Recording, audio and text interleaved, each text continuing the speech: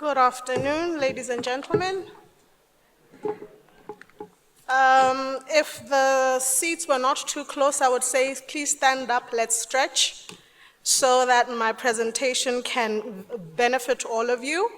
But noting that it's not going to be possible, I'm going to try my best in the 5 to 10 minutes. I think Penyo keeps reducing the time that we are allotted, but that's fine.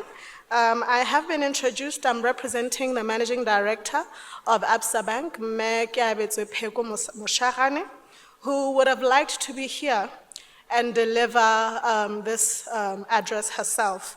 But to cut to the chase, I think even the theme has been introduced, and this topic is particularly timely as Botswana stands at a critical crossroads facing the urgent need to diversify its mining sector, where diamond historically contributed up to 80% of the mining sector revenue.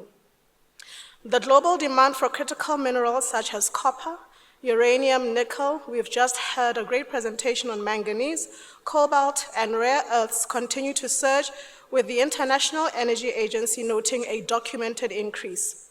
The IEA Global Critical Minerals Outlook for 2025 indicates that 2024 demand for nickel, cobalt, graphite, and rare earths increased by 6 to 8% on the back of clean energy applications such as electric vehicles. So for those of us who are Christians, we would say, Mudimo hanko lata.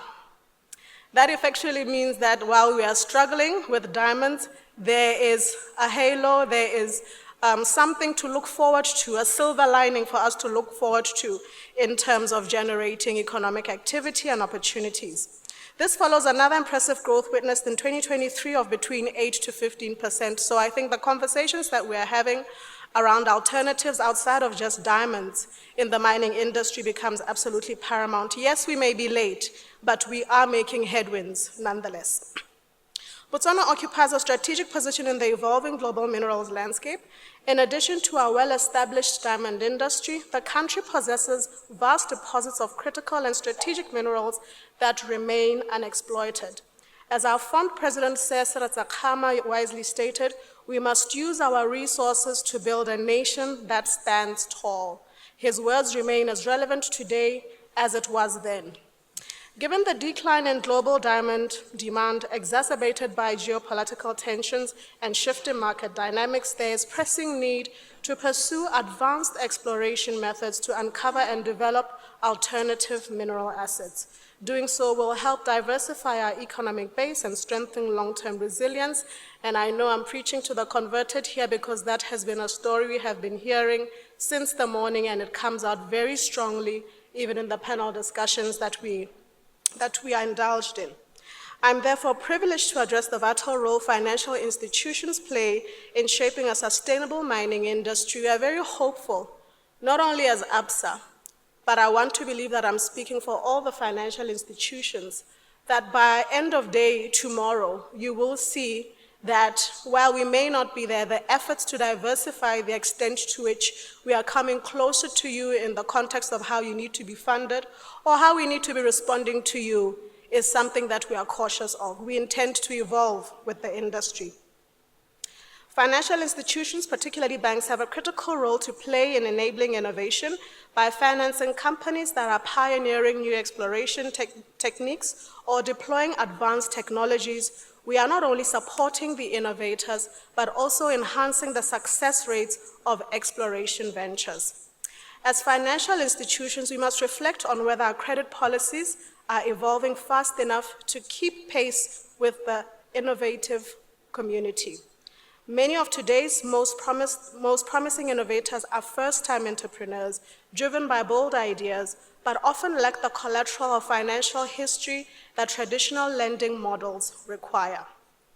If we fail to create more inclusive and forward-looking financing frameworks, we risk forcing these innovators to surrender their ideas to well-capitalized entities, often before the innovations have had the chance to scale, transform lives, or generate generational wealth for the very communities they come from. And the conversations that will ensue later on today and tomorrow speaking about citizen economic empowerment are centered around this. The World Bank highlights that globally, effective enterprise supply development, or ESD as we call it, these strategies can increase local procurement by as much as 15 to 20%, demonstrating the transformative power of inclusive value chains in resource-rich economies.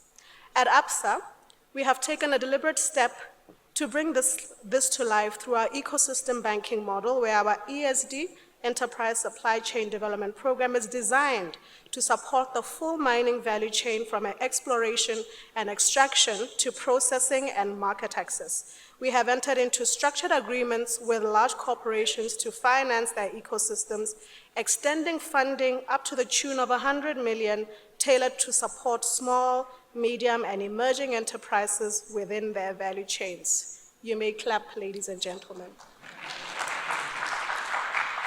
Our flagship story with Botswana is a testament to this approach. Since 2019, Absa has provided 1.4 billion in targeted ESD financing aligned to the Botswana Citizen Economic Empowerment Program. This initiative has directly empowered over 200 local SMEs and has created more than 1,800 jobs, contributing to meaningful long-term socio-economic impact. I'm proud that this model was first pioneered by Absa and has since been replicated by other financial institutions in Botswana. Sometimes we lead and sometimes we are led. It affirms the scalability and impact of our approach and reinforces our position as a leader in sustainable, inclusive financing. Beyond diamonds, we intend to replicate this model across other mining subsectors. We have heard of the many diverse minerals that will come into play. We intend to replicate the model across other mining subsectors and into non-mining industries as well, ensuring a broader reach of impact. To enhance international competitiveness, we provide a comprehensive suite of trade finance solutions that enable local businesses to trade efficiently across borders, whether for procurement, for manufacturing, or professional services. This is further bolstered by our strong African footprint, which allows us to leverage our presence in key African markets to support Botswana-based entities operating or trading in those jurisdictions. In addition, we have supported downstream value addition to financing beneficiation infrastructure, specifically the Diamond Hub, which has the capacity to process up to 45 million carats annually, strengthening Botswana's position in the global diamond value chain. I've already spoken about our ESD program. We also provide capacity building or training programs in collaboration with our strategic partners, and this covers essential topics such as tax compliance, financial planning, preparation and interpretation of financial statements, business budgeting, and record keeping. We believe these are very, very important, particularly because we'll be pivoting to different industries. Through this model, we have trained 8,000 entrepreneurs over a period of 5 years, with 60% being women-led, thereby promoting inclusive growth. It would be amiss for Absa to speak and not spend time on ESG, although I am noting that we are pressed for time. As we continue the conversation on resource mobilization and exploration, it is vital that we place environmental, social, and governance principle at the center of how we finance the future of mining, and this is more prevalent for large and multinational corporations. Globally, ESG is no longer a nice to have, and I'm sure you've heard that countless times, but in moving forward, a key development in this space is the growing focus on Scope 3 emissions, particularly from regulators, investors, and multilateral funders. For clarity, Scope 3 emissions for banks refers to the emissions generated by the companies and projects that we finance as banks. We are now measured on carbon emissions or on emissions in general. Scope 3 emissions therefore often represent the most material exposure of financial institutions, given that direct emissions from our own operations are typically minimal. Financial institutions are therefore under increasing pressure to disclose, manage, and reduce financed emissions across the portfolios, and therefore there's a need to balance and ensure that integrating ESG into financing decisions does not become punitive. Absa Group's strength in unlocking sustainable mining lies in its scale and strategic positioning. With a strong Pan-African presence across 12 markets and international offices in London, New York, and Beijing, we are uniquely positioned to mobilize global expertise and capital to support Africa's energy transition. And as I looked at this particular sentence, actually, I just considered everything around what we are saying, that diamonds leave the earth in Botswana and go right across the corners of the world. And what we now want to do is scale the value back.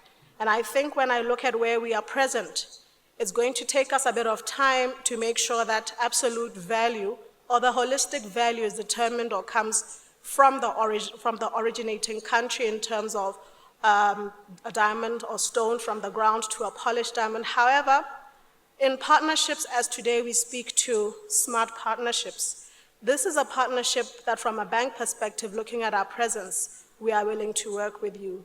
Very cautious of some of the midstream and upstream players who have a direct relationship or indirect relationship with banks such as Absa locally when it comes to the ability to actually do the actual financing for rough diamonds. And thereby, the partnerships that I probably would like to implore you on is how do we then leverage on the relationships that banks have, noting the fact that I think we need to open this deep and wider to just make sure that we don't leave any stakeholder out of this conversation.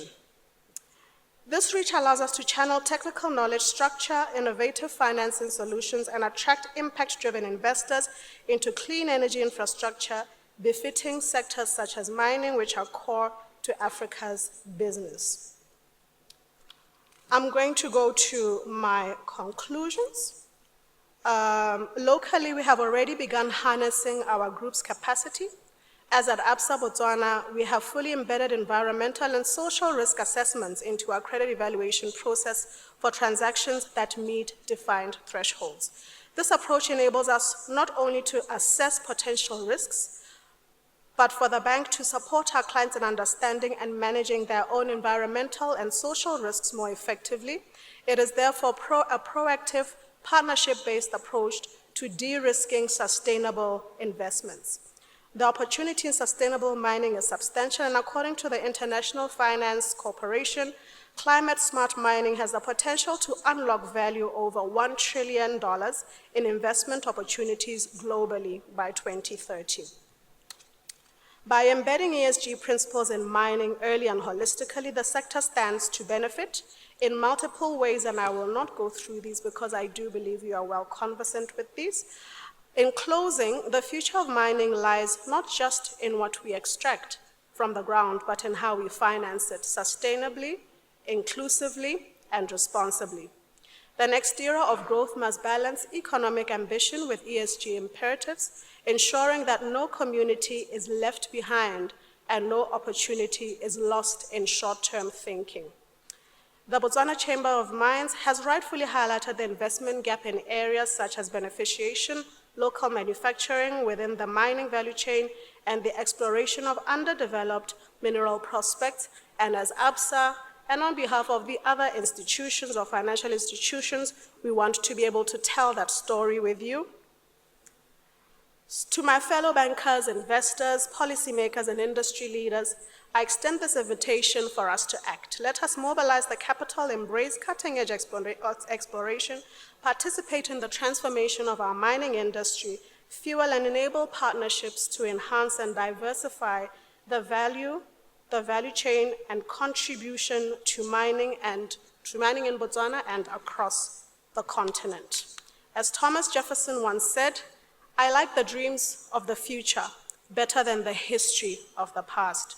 Our aspiration for Botswana's mining sector is to unlock mineral wealth beyond diamonds, to drive economic diversification, and to deliver long-term inclusive prosperity and enduring stewardship. And I know for the most part, these are words structured well, sounding